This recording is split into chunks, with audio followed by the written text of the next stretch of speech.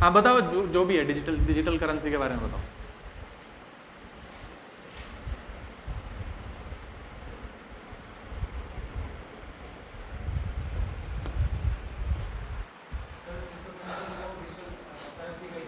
अच्छा, crypto currency digital currency का part है, ठीक है। और नहीं, मैंने आपको डिफरेंस पूछा था डिजिटल रुपी जो आरबीआई निकाल रही है और क्रिप्टो करेंसी के बीच में, है ना, ये पूछा था ना, डिजिटल रुपी जो आरबीआई निकाल रही है और क्रिप्टो करेंसी के बीच, तो इसके बीच में आपने क्या पढ़ा?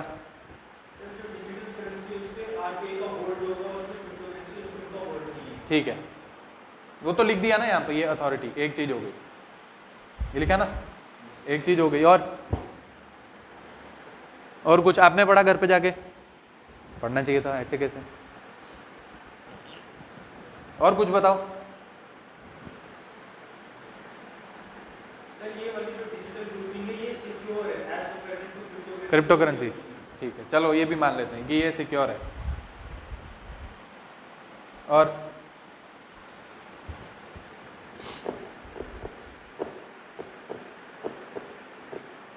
सर जो डिजिटल रूपी है उनके पास मतलब आरबीआई के पास हर एक चीज का रिकॉर्ड है कि कैसे ट्रांजैक्शंस कोई भी हो रहे हैं, बट उसमें उनके पास रिकॉर्ड नहीं रहता है क्रिप्टो करेंसी। ठीक है, चलो ठीक है, आप घर पे जाके इसको पढ़ते रहो, है ना। जो भी कोई मैं आपको एक दो टॉपिक दूंगा, आप उसको घर पे जाके थोड़ा बहुत देखते रहना, ताकि जब वो फिर क्लास में आए तो आपको थोड़ा एक बैकग्राउंड हो, ठीक है। ठीक है, क्लास में आएंगे अभी पता चल जाएगा, जब पढ़ेंगे क्रिप्टो करेंसी पढ़ेंगे, डिजिटल रुपी पढ़ेंगे तो पता चल जाएगा। कल शायद कोई बात हो रही थी तो बीच में मैंने आपको ये सवाल दिया होगा, ठीक है। तो कल हमने क्लास स्टार्ट की थी, कितना पढ़ लिया था? कल क्या स्टार्ट किया था हमने? मीनिंग ऑफ इकोनॉमी देखा था, क्या होता है, ठीक है। फिर सेक्टर्स ऑफ इकोनॉमी देखे थे, क्या क्या देखा था? प्राइमरी, सेकेंडरी, टर्शरी, क्वार्टनरी, ठीक है। और वो आपको समझ आ गया, ठीक है, कौन सी चीज़ किसके अंदर पड़ती है आपको समझ आ गया। उसके बाद क्या स्टार्ट किया था? उसके बाद मीडियम ऑफ एक्सचेंज स्टार्ट किया था, है ना। अच्छा ठीक है, मीडियम ऑफ एक्सचेंज हमने पढ़ना स्टार्ट किया था, तो वहीं से हम स्टार्ट करते हैं। लेकिन उससे पहले कुछ छोटी सी टाइप्स हैं, उसको भी आप यहीं पे लिख लो, ठीक है, क्योंकि अभी यहाँ पे बता देता हूँ, फिर बीच में यूज होगी तो आपके ध्यान में होनी चाहिए कि किसकी बात हो रही, ठीक है। तो अभी आपने सेक्टर्स ऑफ इकोनॉमी तो लिख लिया था, है ना, सेक्टर्स तो लिख लिया था आपने, ऐसे टाइप ऑफ इकोनॉमी भी लिख लो यहीं पे, ताकि आगे चल के हम आगे बढ़े तो आपको समझ आती रहे, ठीक है। साथ साथ कभी कभी क्या होता है कि हम मान के चलते हैं कि ये तो आपको पता होगा, लेकिन कभी कभी क्या होता है न्यू स्टूडेंट को पता नहीं होती चीज़, है ना, तो आप उसको लिख लो। तो टाइप्स ऑफ इकोनॉमी में जैसे अभी आप देखें तो ब्रॉडली हम इसको 3 हिस्से में डिवाइड कर देते हैं, है ना, 3 हिस्से में। क्या क्या? जैसे आप बोलोगे कैपिटलिस्ट इकोनॉमी, है ना, एक को आप बोलते हो कैपिटलिस्ट इकोनॉमी, ठीक है, एक को आप बोलते हो सोशलिस्ट इकोनॉमी, एक को आप बोलते हो सोशलिस्ट इकोनॉमी, है ना, और एक को आप बोलते हो मिक्स्ड इकोनॉमी।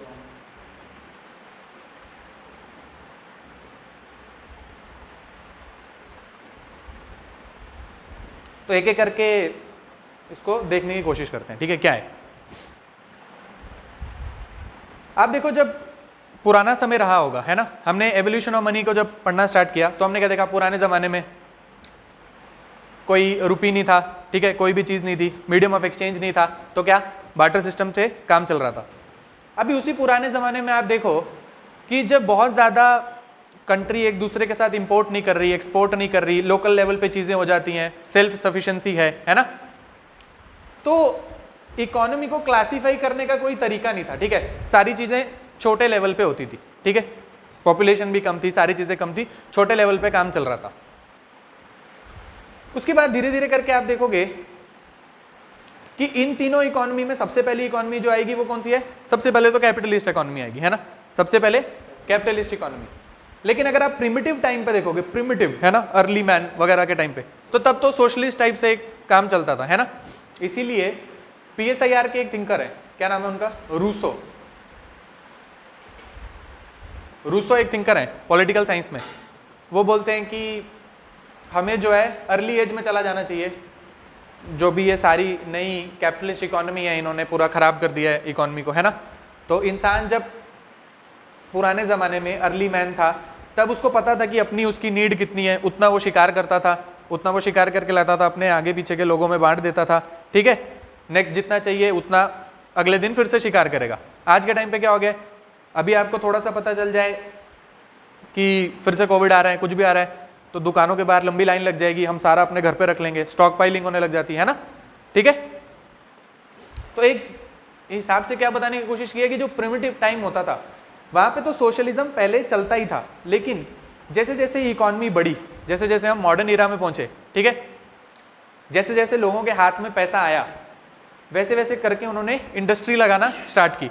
या आप क्या बोलो कि जैसे इंडस्ट्रियल रेवोल्यूशन हुआ है ना, इंडस्ट्रियल रेवोल्यूशन हुआ, कहां पर हुआ, इंडस्ट्रियल रेवोल्यूशन है ना, ब्रिटेन।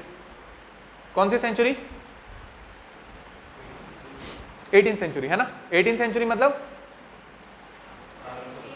1700s में है ना, यही हुआ 18th सेंचुरी का मतलब। 1700s के आसपास जो है इंडस्ट्री लगना स्टार्ट हुई, लोगों के पास कुछ पैसा आया, पैसा आया तो उन्होंने इंडस्ट्री लगाई, इंडस्ट्री में काम करने के लोग चाहिए, ठीक है, लोगों को रखा, कुछ प्रोडक्शन हुई, उनको कुछ पैसे भी दिए।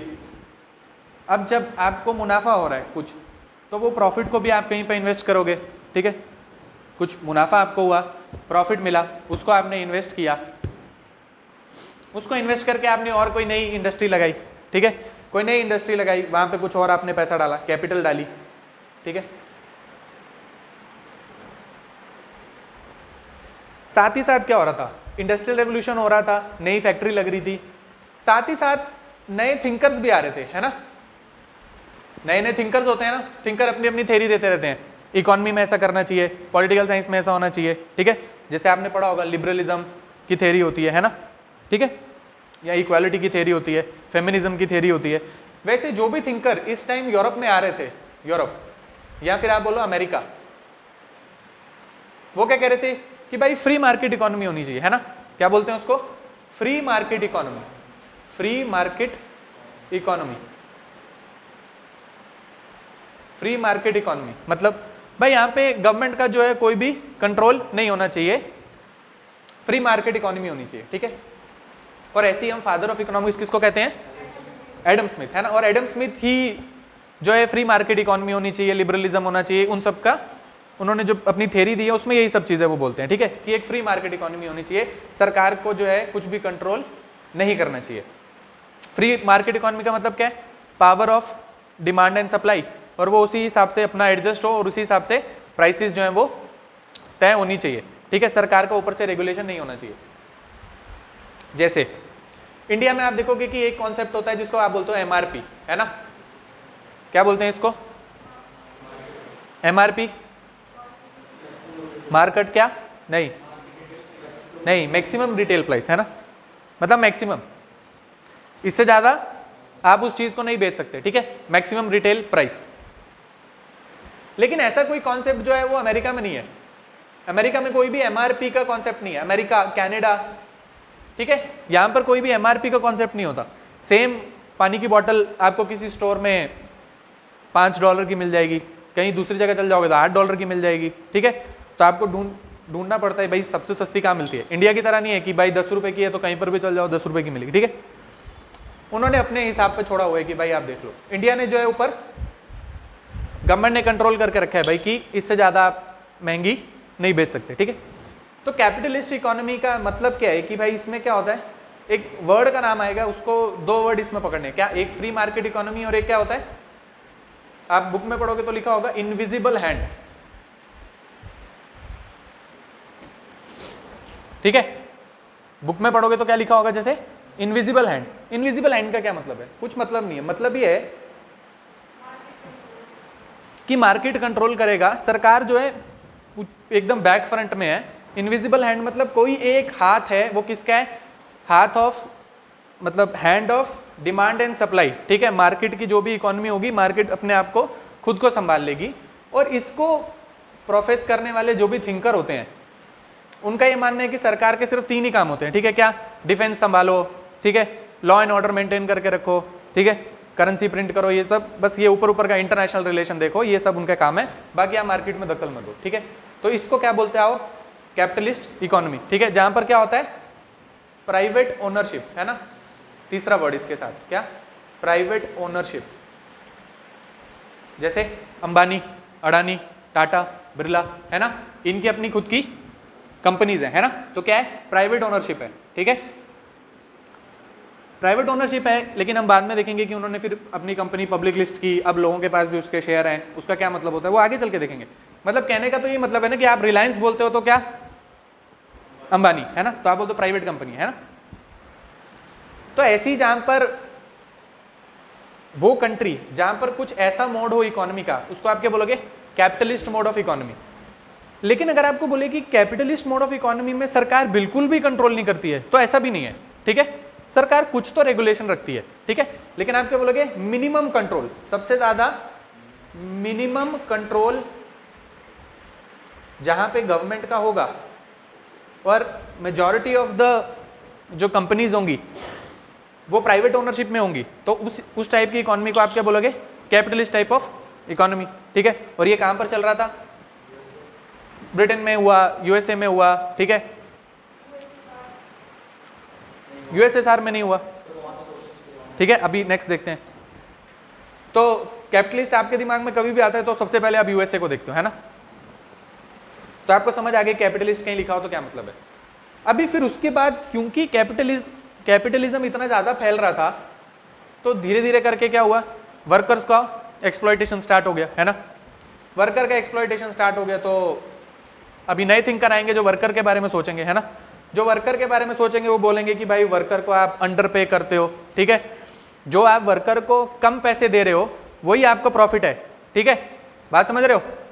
जैसे वर्कर को आपको देने चाहिए असल में 200 रुपए, ठीक है, लेकिन आप उसको अंडर पे करते हो, भाई आप उसको 100 रुपया दे रहे हो, है ना, असल में उसका बनता था 200, आपने उसको 100 दिया, 100 जो आपने उसका हक था उसको आपने छीन लिया, वो एक्चुअल में आपका प्रॉफिट बन रहा है, और उस कैपिटल से आप नया कारोबार आप लगाते हो, ठीक है। तो इससे क्या हो रहा है, वर्कर का एक्सप्लॉयटेशन आप करते हो। अब उसको काउंटर करने के लिए कैपिटलिज्म वाले क्या बोलेंगे, वो बोलेंगे कि भाई हम तो इतना रिस्क लेते हैं, है ना, कैपिटलिज्म वालों के पास सिर्फ एक ही काउंटर है, किसका, सोशलिस्ट लोगों का, क्या, कि भाई हम रिस्क लेते हैं, हमने पैसा लगाया है, अगर वो डूब जाएगा तो हम पैसा देंगे, वर्कर पैसा नहीं देगा, है ना। तो रिस्क जो है वो सबसे ज्यादा एसोसिएटेड है किसमें, कैपिटलिज्म में, ठीक है। सोशलिज्म की बात करने वाले सबसे अलग अलग थिंकर आएंगे, तो हम किसकी बात करते हैं, मार्क्स, है ना, मार्क्स, कार्ल मार्क्स आएंगे, कहां पे पैदा हुए, यूएसएसआर में पैदा हुए थे, बनी शायद जर्मनी, यूएसएसआर उस टाइम मतलब वो एक ही एरिया है, जर्मनी का हम मानते हैं कि कार्ल मार्क्स जो है वो जर्मनी के हैं, ठीक है। तो जर्मन फिलोसोफर नाम कार्ल मार्क्स, वो आएंगे, वो अपनी बुक लिखेंगे कि कैसे जो है आपको सोशलिज्म को अडॉप्ट करना चाहिए, और जो ओनरशिप होती है वो कलेक्टिव ओनरशिप होनी चाहिए पूरी सोसाइटी के पास, पूरी कम्युनिटी के पास, ठीक है, ठीक है, और जो भी आपका प्रॉफिट हो रहा है उसको भी आप इक्वली डिस्ट्रीब्यूट करो, तो एक सोशलिस्ट टाइप की इकोनॉमी आप बनाओ, ठीक है। उससे आप एक कदम आगे बढ़ जाते हो तो क्या आ जाता है, कम्युनिज्म, है ना, क्या आ जाता है, कम्युनिज्म, ठीक है। बहुत लोगों को क्या है, एक कंफ्यूजन सी रहती है क्या, कि भाई सोशलिज्म और कम्युनिज्म में क्या फर्क है, ठीक है। तो सोशलिज्म जो है वो ब्रॉड कॉन्सेप्ट है, ठीक है, सोशलिज्म क्या है, ब्रॉड कॉन्सेप्ट, और उसका अगर आप एक्सट्रीम वर्जन पे पहुंच जाओ तो क्या है, कम्युनिज्म, ठीक है। जैसे आप एक ऐसे बनाते हो तो आप बोलोगे, अगर इसको आप क्या बोलते हो, जैसे ये लेफ्ट और ये क्या, राइट, तो आप बोलते हो ये ऐसे सेंटर है अगर मानो, तो आप राइट में बहुत ज्यादा एक्सट्रीमिज्म में चले तो आप बोलते हो फासिज्म आ गया, है ना, क्या बोलते हो, फासिज्म, है ना, ठीक है। और लेफ्ट में आप बहुत ज्यादा एक्सट्रीम में चले जाओ तो आप बोलते हो कम्युनिज्म आ गया, है ना। अब ये समझ नहीं आ रहा तो कोई बात नहीं, लिख लो, धीरे धीरे करके सब समझ आ जाएगा, ठीक है, ठीक है। दोनों का ही एक्सट्रीम एक टाइप से अथॉरिटेरियन स्टेट बन जाता है ना। फासिज्म का आपको एग्जांपल पता होगा, हिटलर, अथॉरिटेरियन स्टेट, और कम्युनिज्म का आपको एग्जांपल पता होगा, स्टालिन, ठीक है, अथॉरिटेरियन स्टेट। और उसके बाद लास्ट जो होता है जिसको आप बोलते हो कम्युनिज्म,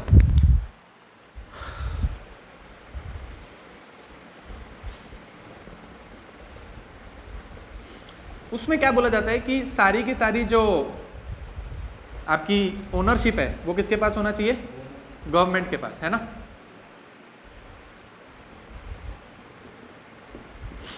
कम्युनिज्म बोलता है कि गवर्नमेंट के पास सब कुछ आ जाना चाहिए, है ना।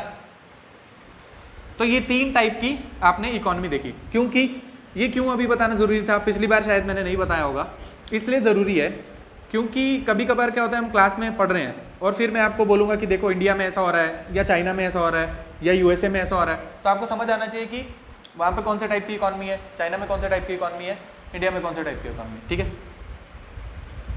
अगर इसी चीज़ को हमको, आपने देखा होगा बहुत जगह बुक्स में भी फोटो आती है कि काऊ वाली एग्जाम्पल से हम समझते हैं, है ना। एक काऊ वाली एग्जाम्पल होती है, देखिए आपने कभी देखिए काऊ वाली एग्जाम्पल पढ़ी आपने। उसमें क्या बताते हैं कि भाई 2 काऊ हैं, ठीक है, और अलग अलग बताते हैं कि भाई सोशलिज्म क्या है और कम्युनिज्म क्या है। इन दोनों को एक्सप्लेन करने के लिए वो एग्जाम्पल है। तो अगर सोशलिज्म है और किसी के पास 2 काऊ हैं तो क्या बोलेंगे, एक बंदा बोलेगा कि एक मेरी और एक तेरी, है ना, ठीक है, इसको क्या बोलेंगे, सोशलिज्म, ठीक है। और कम्युनिज्म क्या बोलेंगे कि सरकार आपकी दोनों की दोनों ले लेगी काऊ, ठीक है, दोनों गवर्नमेंट की, और आपको थोड़ा सा मिल्क दे देगी, ठीक है, बात समझ आ रही है। इसको क्या बोलेंगे, कम्युनिज्म, ठीक है। सोशलिज्म क्या है कि कोई एक चीज़ है उसको आपने बराबरी में बांट लिया, किसमें, सोसाइटी में ही, और कम्युनिटी का ही ओनरशिप उसमें हो गया। लेकिन कम्युनिज्म जो है उसका एक्सट्रीम फॉर्म है कि सारे के सारे जो रिसोर्सेज हैं, ठीक है, वो सरकार ने अपने हाथ में ले लिए और कुछ आपको यूज़ करने के लिए दे दिया। जैसे चाइना, चाइना क्या एक कम्युनिस्ट स्टेट है ना, चाइना एक कम्युनिस्ट स्टेट है, इसका सबसे best example China. China communist state है तो उसमें आप देखोगे कि जैसे आप इंडिया में बोलते हो कि ये मेरा घर है, मेरी ज़मीन है, वैसे चाइना में कुछ नहीं होता, है ना। वहाँ सब कुछ सरकार का है ना, वहाँ आपको लीज पे मिलता है, 50 ईयर की लीज पे मिल गया, 99 ईयर की लीज पे मिल गया, ठीक है। तो वहाँ पे लीज सिस्टम होता है, वहाँ कुछ भी ओनरशिप कोई भी नहीं है, ना प्राइवेट है ना कम्युनिटी है, कोई भी ओनरशिप वहाँ पर नहीं है। ऐसा जब स्टार्ट हुआ, अभी हम धीरे धीरे देखेंगे इसमें क्या रिफॉर्म हुए, जब स्टार्ट हुआ तब तो ऐसे ही था। तो 2 टाइप की इकॉनमी के हमने डेफिनेशन देखी, किस किस की, एक देख लिया कैपिटलिस्ट, एक देख लिया सोशलिस्ट और कम्युनिस्ट, है ना, कम्युनिज्म। या फिर लास्ट क्या बचा जो है मिक्स्ड इकोनॉमी, है ना।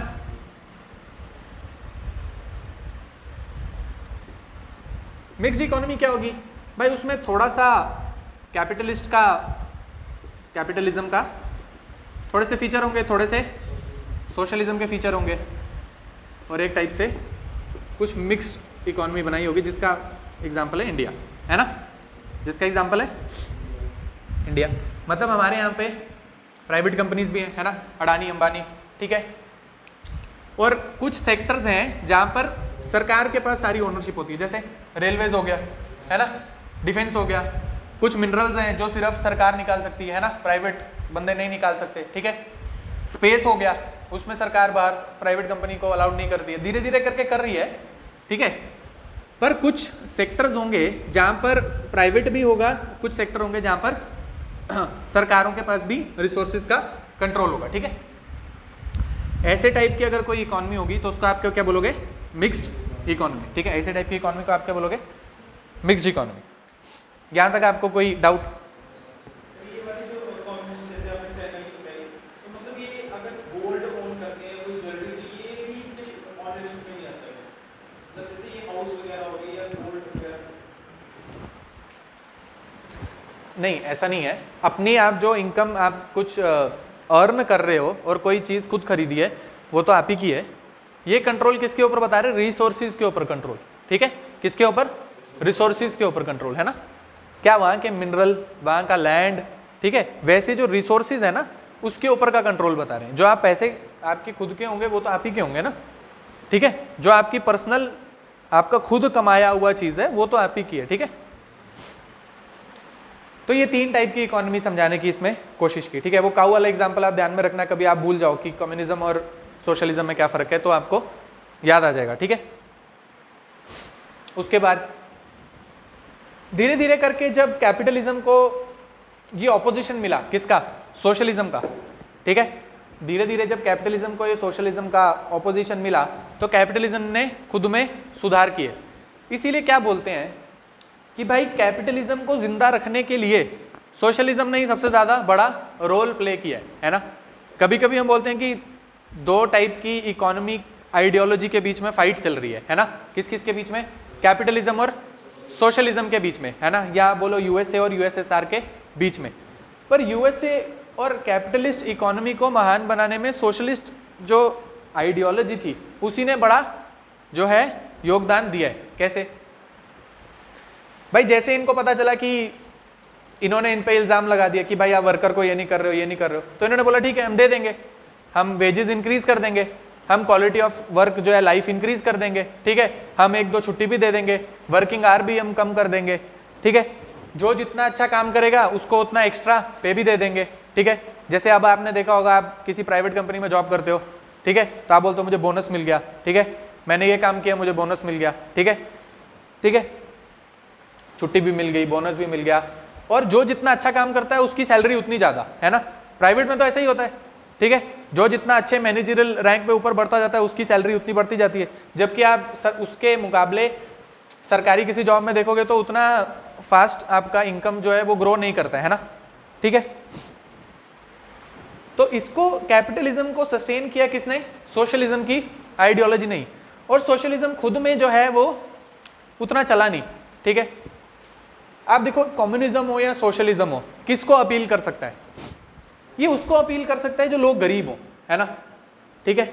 अगर कोई गरीब होगा उसको आप ये सपना दिखा दोगे, ठीक है, अगर आप उसको ये सपना दिखाओगे कि भाई देखो सारी चीज़ें सरकार के हाथ में आ जाएंगी, या हम रेवोल्यूशन करते हैं, सारी सोर्सेज जो है अपने पास रख लेते हैं, फिर आप काम करो या नहीं करो ये सारी चीज़ें हमारी हैं, है ना, ठीक है। तो वहाँ पर लोग जो हैं खुद ही काम करना नहीं चाहेंगे, ठीक है, उनके अंदर से फिर काम करने की इच्छा चली जाएगी। क्यों? उनको पता लगेगा यार रिसोर्सेज तो अपना ही है, सारी चीज़ें तो अपनी है, काम क्यों करना है, ठीक है। कैपिटलिज्म में क्या है? आपको लड़ना पड़ता है, एक कंपटीशन है कि नहीं है? काम करोगे तो आगे बढ़ोगे, टैलेंट की कदर है, ठीक है। जितने भी आपके एंटरप्रेन्योर बन रहे हैं, है ना, क्यों? आपके पास आइडिया है, पैसा आप कहीं से लेकर आओ और अपनी कंपनी बनाओ। तो कैपिटलिज्म के आइडिया ने लोगों को गरीबी से अमीरी की ओर जो है सफ़र तय करवाया, ठीक है। कोई गरीब था लेकिन उसके पास टैलेंट था, उसके पास नॉलेज थी, उसने जैसे कैसे करके अपना आइडिया आगे लाया, और फ्री मार्केट इकोनॉमी में वो फ्री था कि भाई अगर मैं भी इस मार्केट में आना चाहूँ, मैं अपनी दुकान खोलूँ, मैं अपनी कंपनी खोलूँ, तो मैं भी एक दिन अमीर बन सकता हूँ, है ना। लेकिन सोशलिज्म और कम्युनिज्म वाले लोगों के दिमाग में क्या चल रहा था कि भाई हम कुछ भी कर लें, एक गरीबी से एक ऊपर तक तो आ सकते हैं लेकिन अमीर कभी नहीं बन पाएंगे। क्यों? भाई सारी चीज़ें तो सरकार के पास हैं। बात समझ आ रही है? ठीक है। या फिर सबके पास बराबरी है। अभी सबके पास बराबरी होगी तो फिर किसी के अंदर कोई ऐसी लगन ही नहीं होगी कि यार मैं इससे आगे बढ़ जाता हूँ, उसको पता है लास्ट में सब बराबर ही हो जाएंगे, ठीक है। या एकदम आप एक्सट्रीम में चले जाओ कम्युनिज्म में, जब सरकार ने आपसे दोनों गायें ले ली और जरूरत के हिसाब से आपको दूध दे रही है, तो फिर उनका बिल्कुल ही मन नहीं करेगा काम करने का। क्यों करेंगे काम भाई? क्योंकि सरकार के पास सब है। और ये कॉन्सेप्ट जो होता है मिनिमम बेसिक इनकम और ये सारी चीजें, ये सोशलिज्म और कम्युनिज्म का कॉन्सेप्ट है, ठीक है, कि आपको जिंदा रहने के लिए सरकार कुछ ना कुछ पैसे दे, ठीक है। तो ये कुछ सारी चीजें हैं जिसकी वजह से कैपिटलिज्म जो है वो आज के टाइम पर भी इतना ज्यादा सस्टेन्ड चल रहा है, ठीक है, ठीक है। आप देखोगे थोड़ा इसमें लेक्चर लंबा खिंच जाएगा, लेकिन ये ऐसी चीज़ है कि आपको समझ आ जानी चाहिए आज, ठीक है, क्योंकि इकोनॉमी का एक इंपॉर्टेंट पार्ट होता है, ठीक है। कोई भी टाइप की इकोनॉमी होगी आपको समझ आना चाहिए कि कैपिटलिस्ट कौन सी है, मिक्स्ड कौन सी है और सोशलिस्ट कौन सी है।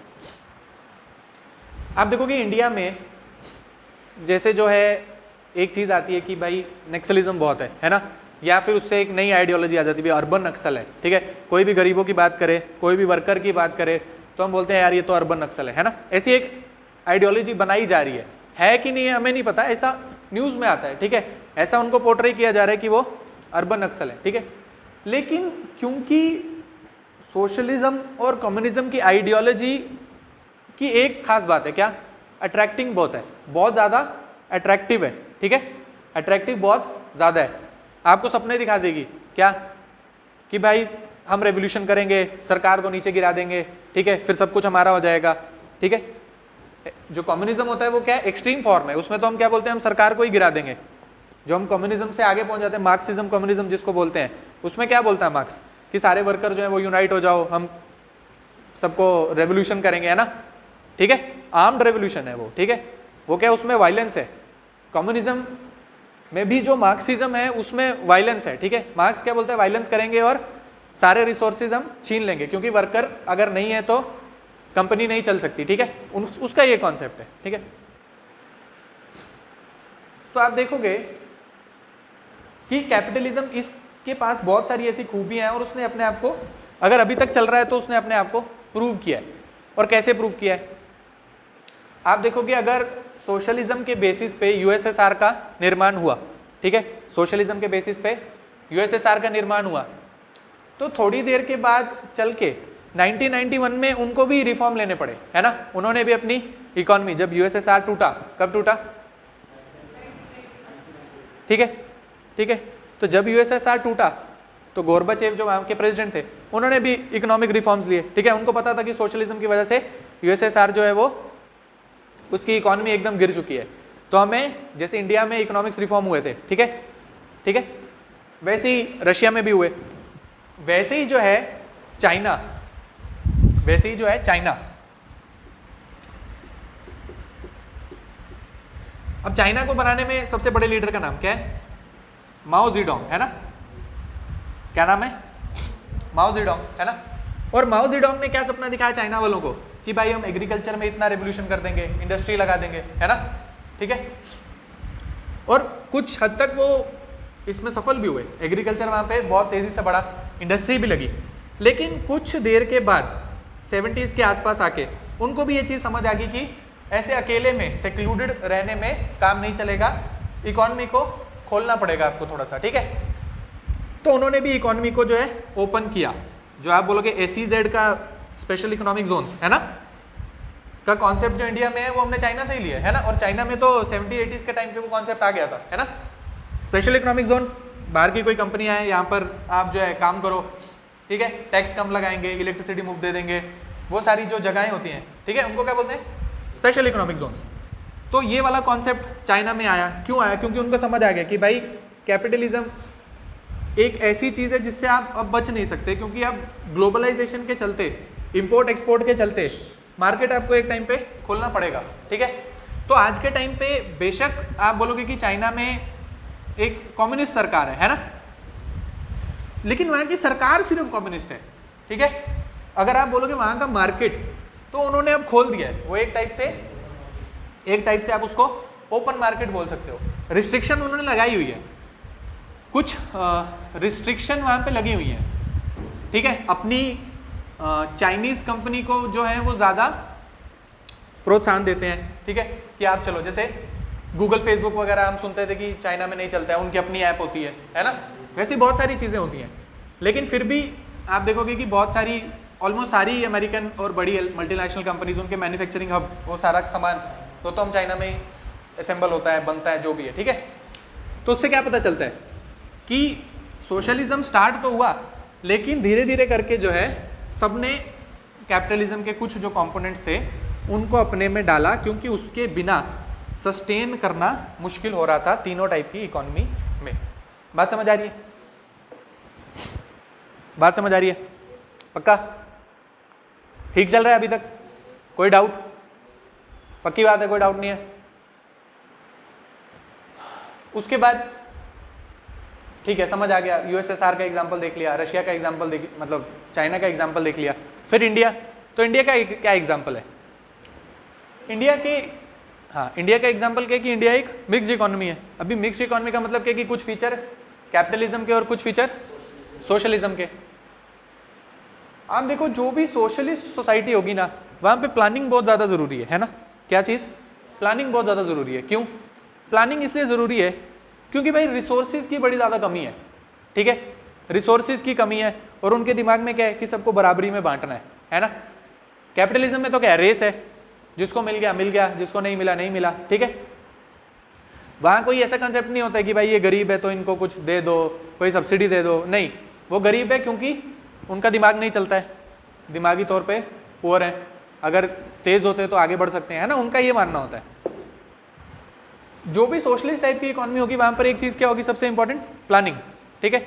इसीलिए इंडिया का जो आप देखोगे planning commission, 5 year plan India निकालता था, वो सब किससे लिए थे? यूएसएसआर से, रशिया से लिए थे। क्यों? रशिया क्या है? सोशलिस्ट इकोनॉमी था और उनको प्लानिंग करनी पड़ती थी कि भाई अब प्लानिंग करेंगे अगले 5 साल में हर एक बंदे को कैसे कैसे करके डिवाइड करेंगे, ठीक है। इसलिए सोशलिस्ट इकोनॉमी में प्लानिंग बहुत ज़्यादा ज़रूरी होती है और इंडिया के प्लानिंग कमीशन ने भी अपने सारे 5 ईयर प्लान और ये सब जो है उसका कॉन्सेप्ट कहाँ से लिया था? यूएसएसआर से।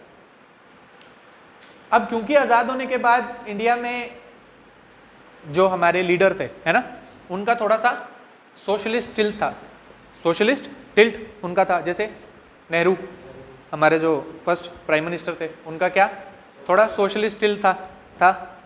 उन्होंने चाहा कि भाई जैसा यूएसएसआर में हो रहा है वैसे ही हम यहाँ पर करें, बड़ी कंपनियाँ जो हैं हम उनको लगाएं और उसका कंट्रोल अपने पास रखें, ठीक है।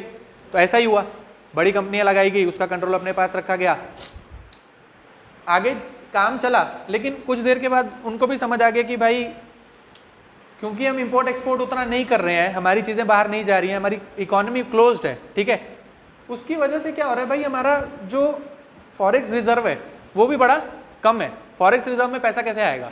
आप कुछ इंपोर्ट एक्सपोर्ट करोगे तो कुछ पैसा आप कमाओगे तो कुछ आपको फॉरेक्स रिजर्व में डालोगे, है ना। फॉरेक्स रिजर्व आपको समझ आ रहा है क्या होता है? फॉरेक्स रिजर्व पुराने टाइम पे आपने देखा होगा, राजा महाराजा एक दूसरे से लड़ रहे हैं, ठीक है, तो उसके बाद एक औरत ऐसे चल के आती थी कि हम जंग जीत गए और हमारे शाही को जो खजाना है उसको बहुत फ़ायदा हो गया, या फिर क्या बोलते हैं, हम जंग हार गए और शाही खजाना जो है उसमें बहुत पैसा जो है वेस्ट हो गया। मतलब वो क्या है? ट्रेजर है एक आपके कंट्री का जिसमें आपने पैसा रख रखा है, ठीक है, उसको आप क्या बोलोगे? आपका रिजर्व है वो एक टाइप से, ठीक है। और फॉरेक्स नाम क्यों दिया आज के टाइम पे? अलग अलग करेंसी है, उसमें अलग अलग टाइप की चीज़ें, इसलिए उसका नाम क्या है? फॉरेक्स रिजर्व, ठीक है। तो क्योंकि फॉरेक्स रिजर्व की दिक्कत आने लग गई तो इंडिया ने भी 1991 के बाद कुछ अपनी इकोनॉमी को खोला, बाहर की कंपनीज यहाँ पर आई, एफपीआई, एफडीआई, उन्होंने इन्वेस्ट किया, बाहर की कंपनीज ने यहाँ प्लांट लगाए। तो उसके बाद जब इकोनॉमी खुली तो हम क्या बोलेंगे कि धीरे धीरे करके उन्होंने कैपिटलिस्ट टाइप की जो सोसाइटी थी, जो कंपनीज थी, उनको भी प्रोत्साहन दिया कि आप जो है कुछ सेक्टर जो है सरकार अपने पास रखेगी, कुछ आप अपने हाथ में लो और दोनों जो है आपस में एक मिक्स्ड टाइप की इकोनॉमी जो है उसकी फॉर्मेशन करते हैं, ठीक है, ठीक है। जैसे आज के टाइम पे आप देखोगे तो पब्लिक प्राइवेट पार्टनरशिप वगैरह है ना, पीपीपी मॉडल, वो भी सेम चीज़ है। सरकार के पास सारा पैसा है नहीं, प्राइवेट कंपनी के पास पैसा है, उसको चाहिए प्रॉफिट। सरकार बोलती है ठीक है आप प्रॉफिट करो, आप ये बनाओ, रोड बनाओ, एयरपोर्ट बनाओ, जब पूरा प्रॉफिट आपका इसमें से निकल जाएगा फिर उसके बाद आप हमको ट्रांसफर कर देना, क्योंकि हमारे पास इतना पैसा नहीं था बनाने का, ठीक है। तो उससे क्या हो रहा है? डेवलपमेंट भी हो जाती है, प्राइवेट कंपनी को उसमें इंटरेस्ट भी दिखता है, ठीक है, प्रॉफिट दिखेगा तभी प्राइवेट कंपनी वहाँ पर कुछ प्लांट लगाएगी, एयरपोर्ट बनाएगी, रोडवेज बनाएगी, ठीक है। तो ये क्या है? ये आपको बस एक चीज़ थी, ये 3 चीज़ें आपको बतानी थी कि सोशलिज्म क्या है, कम्युनिज्म क्या है, कैपिटलिज्म क्या है, मिक्स्ड इकोनॉमी क्या है। तो ये मुझे लगता है आपको समझ आ गया, ठीक है, आ गया? कोई डाउट है तो बताओ। तो सर अगर कैपिटलिस्ट इकोनॉमी में कोई बहुत बड़ा रिसेशन आएगा तो तब भी गवर्नमेंट इन्फ्लुएंस करेगी? क्या चीज़? जैसे सर कैपिटलिस्ट इकोनॉमी में अगर बहुत बड़ा रिसेशन आता है, हाँ, तो सर तब भी जो गवर्नमेंट है वो इन्फ्लुएंस नहीं करेगी? नहीं, रिसेशन आ जाएगा फिर तो बचाना ही पड़ेगा ना, वो तो बचाया ही, उसमें तो इतनी कोई बड़ी बात नहीं है। ग्रेट डिप्रेशन का क्या ईयर है? ग्रेट डिप्रेशन क्या है? 1929, ठीक है। ग्रेट डिप्रेशन के टाइम पे आप देखोगे कि यूएसए तो उस टाइम तक बहुत उसने कैपिटलिज्म के दम पे बहुत ज़्यादा ग्रोथ हासिल कर ली थी, है ना, ठीक है।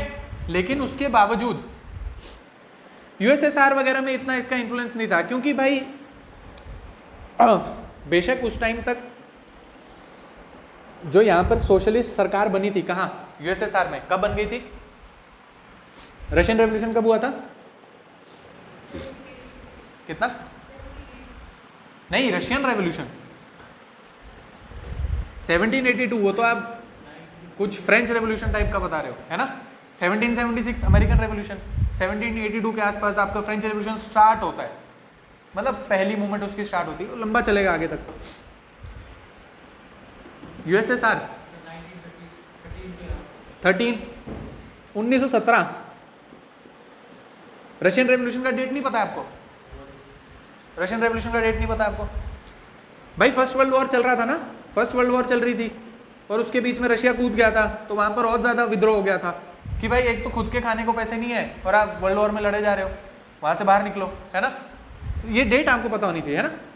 तो क्योंकि ग्रेट डिप्रेशन के चलते यूएसए में बहुत दिक्कत आई, यूरोप में बहुत दिक्कत आई, फिर भी हमने देखा कि यूएसएसआर में उतनी दिक्कत नहीं आई थी, ठीक है।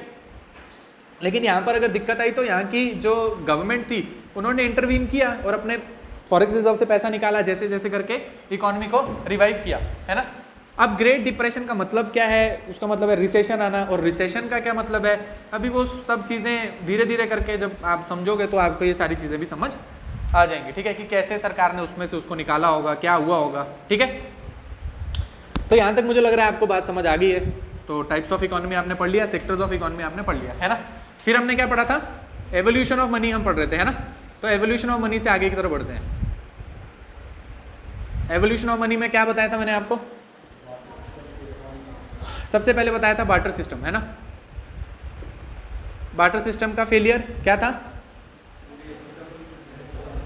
डबल कोइंसिडेंस ऑफ वांट, है ना। इसका मतलब क्या होता है, डबल कोइंसिडेंस ऑफ वांट का मतलब क्या है, हाँ, है ना, जो मुझे बेचना है सामने वाले को वो चीज़ खरीदनी चाहिए, है ना। ऐसा ही कुछ बनेगा तो ही आप इसको काम चला सकते हो। फिर क्या, बार्टर सिस्टम आपको समझ आ गया कि ये नहीं है, तो अगर कोई काम नहीं करेगी चीज़ तो आप नया कोई सॉल्यूशन ढूंढोगे। यहाँ से आगे बढ़ोगे तो क्या आया था, कॉइन्स, है ना। कॉइन्स भी आप अगर देखोगे तो जैसे मेटेलिक कॉइन आने से पहले भी आप देखोगे टेराकोटा कॉइन्स होते थे, है ना। टेराकोटा के कॉइन्स जैसे आप देखोगे क्या, आईवीसी की आपकी जो सिविलाइजेशन है ना, इंडस वैली सिविलाइजेशन, वहाँ पे आपको टेराकोटा के कॉइन्स दिखते हैं, है ना।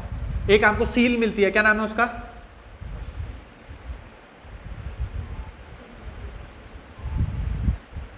पशुपतिनाथ की सील, है ना, है ना। उस पर दिखता है कि वो शिवा की तरह कुछ कोई वहाँ पर है, उसके वहाँ पे डियर है, बफेलो है, वो सारी 4 चीज़ें, है ना, पढ़ा होगा आपने। समझ आ गया कि भाई सील भी काम नहीं कर रही है। फिर उसके बाद भाई कुछ मेटेलिक कॉइन्स, उसमें आपने देखा अलग अलग टाइप के, गोल्ड, सिल्वर, कॉपर, ठीक है। उसमें भी किस चीज़ की दिक्कत थी, डिबेसमेंट ऑफ करेंसी की, है ना, है ना।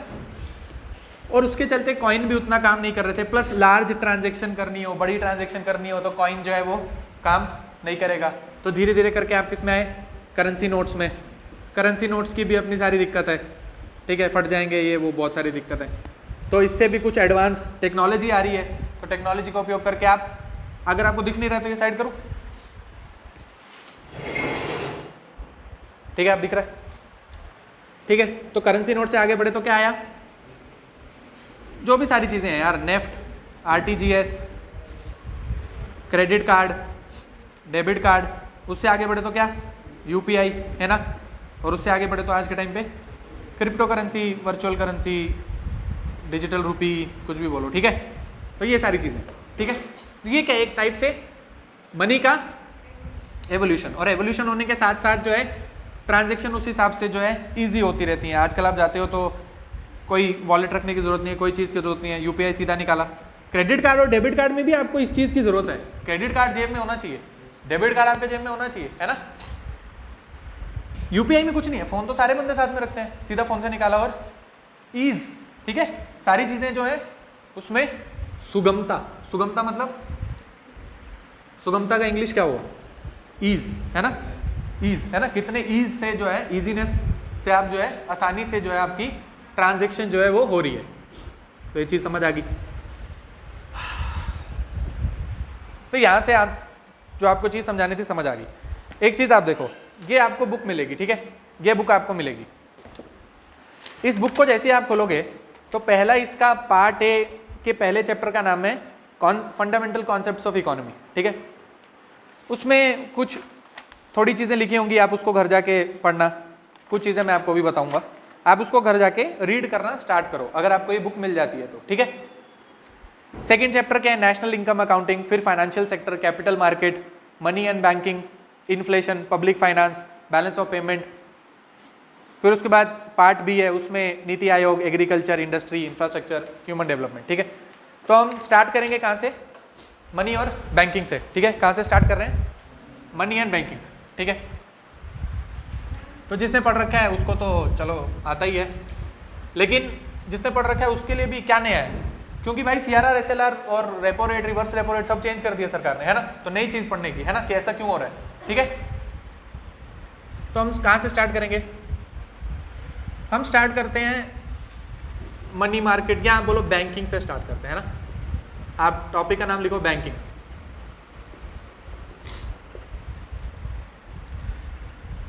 ठीक है, अभी बैंकिंग को स्टार्ट करेंगे तो क्या देखेंगे? सबसे पहले आप देखोगे कि एक कोई बीच में बैंक होगा, है ना। आपने बैंक देखा होगा, आप बैंक में गए होगे, है ना। एक बैंक है, या फिर क्या है, NBFC। अभी जिसने पढ़ रखा है उससे मैं पुराने सवाल पूछूंगा, ठीक है। मेरे को याद आ रहे हैं, कुछ मैंने पिछली बार ही पढ़ाए थे आपको, है ना। बिल्कुल लेटेस्ट करंट अफेयर कराया था, ठीक है। एग्जाम में नहीं आया था, लेकिन उसमें और कुछ एडिशनल चीज़ें आई हैं, ठीक है। तो अगर आप बैंक में जा रहे हो तो उसमें दो डायरेक्शन होंगी, क्या?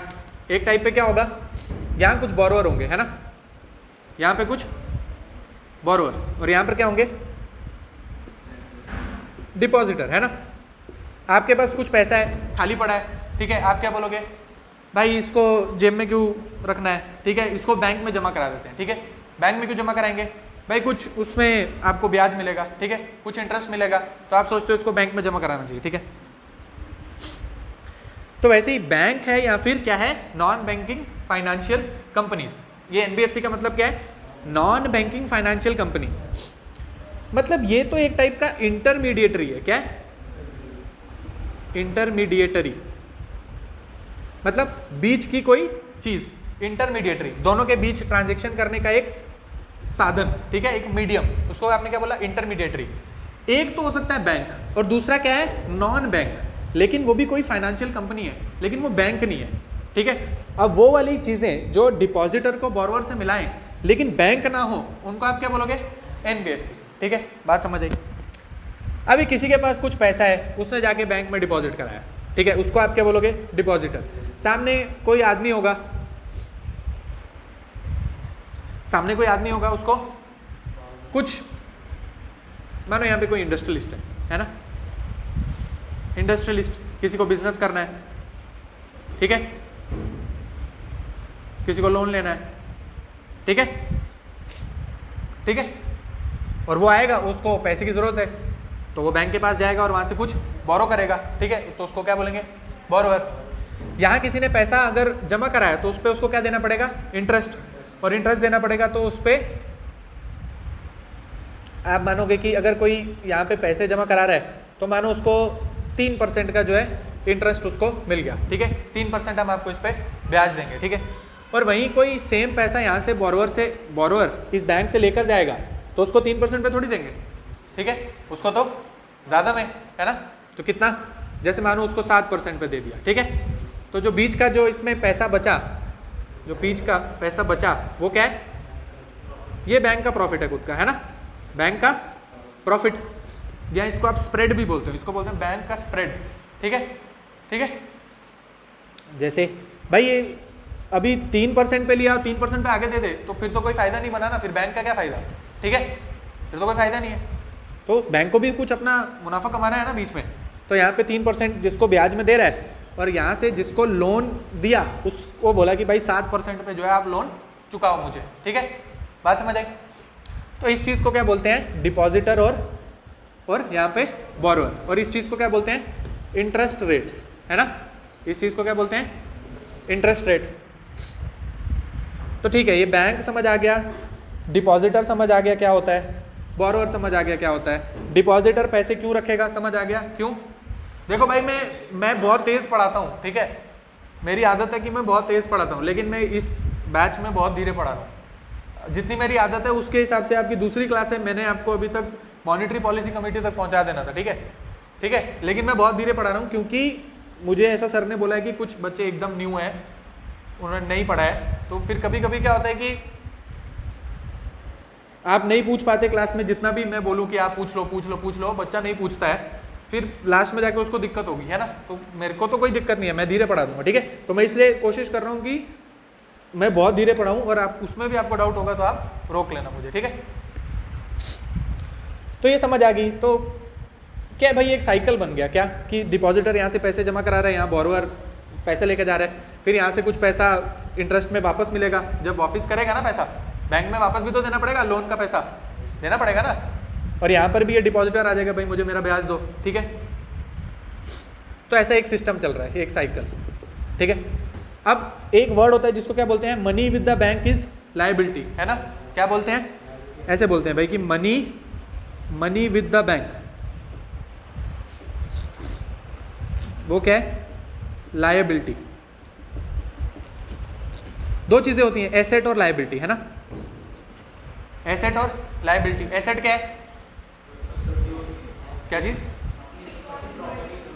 नहीं, हाँ ठीक है, जो आप बोल रहे हो वो भी ठीक है, मतलब लेकिन इधर एसेट और लायबिलिटी का क्या मतलब है कि एसेट वो चीज जिससे आपको कुछ मुनाफा हो, और लायबिलिटी वो चीज जिसका आपको कोई मुनाफा नहीं हो रहा, नुकसान दे रही है वो आपको चीज, है ना।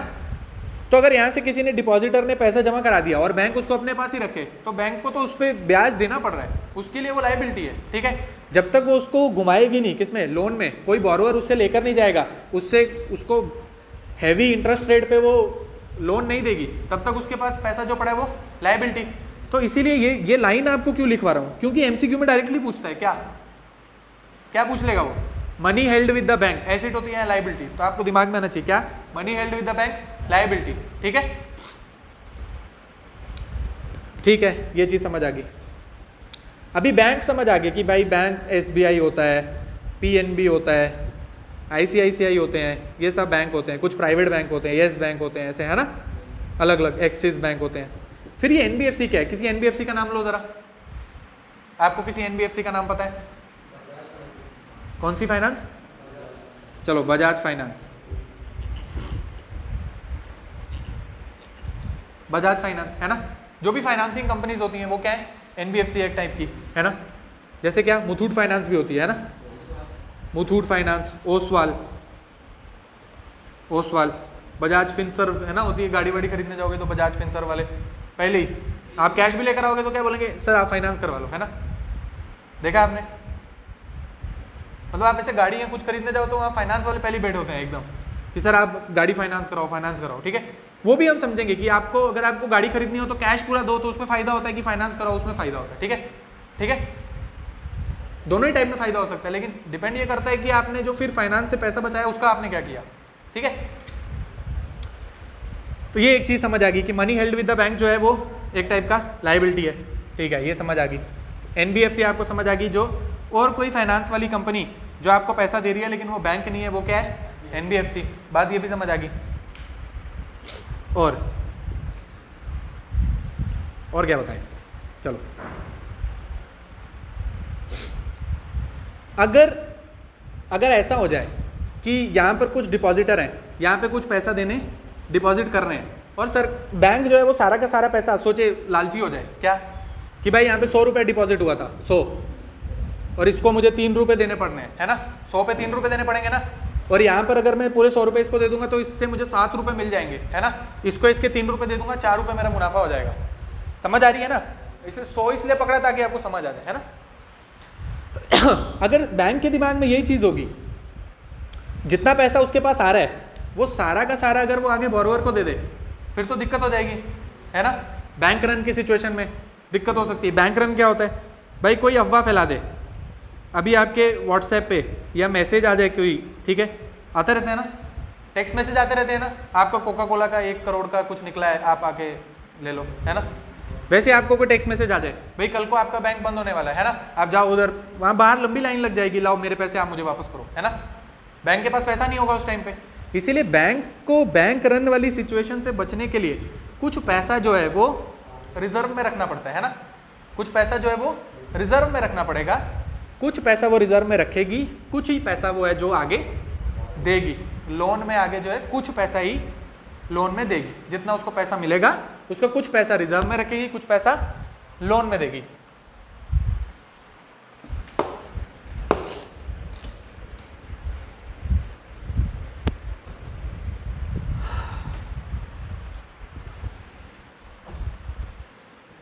यहां तक समझ आ रहा है। तो ये जो कुछ पैसा वो रिजर्व में रख रही है, ठीक है। इसकी दो टाइप हैं, क्या क्या, एक को आप बोलते हो CRR और एक को आप क्या बोलते हो SLR, है ना। CRR की फुल फॉर्म क्या है? Cash reserve ratio. और SLR का फुल फॉर्म क्या है?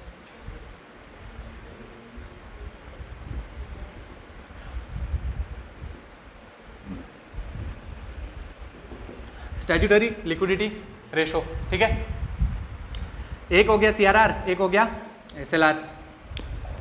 अभी क्या चीज़ होती है CRR और क्या चीज़ होती है SLR, इसको समझने की कोशिश करेंगे, इसको समझने की करेंगे कोशिश। हाँ ठीक है। CRR के नाम में ही क्या लिखा है, कोई तो रिजर्व है लेकिन उसके नाम में क्या है, कैश। मतलब कुछ पैसा जो आपके पास आ रहा है आपको उसको कैश की फॉर्म में ही रखना है, और उस कैश की फॉर्म में जो रखा हुआ पैसा होगा उसको हम गिनेंगे किसके अंदर, CRR के अंदर, ठीक है। उसको किसके अंदर गिनेंगे, CRR के अंदर गिनेंगे, ठीक है। अभी यहाँ पर लिखा है SLR, ठीक है। अभी SLR का मतलब क्या है भाई, यहाँ लिखा है स्टैट्यूटरी, लेकिन कहीं लिक्विडिटी लिखा है, क्या लिखा है, लिक्विडिटी।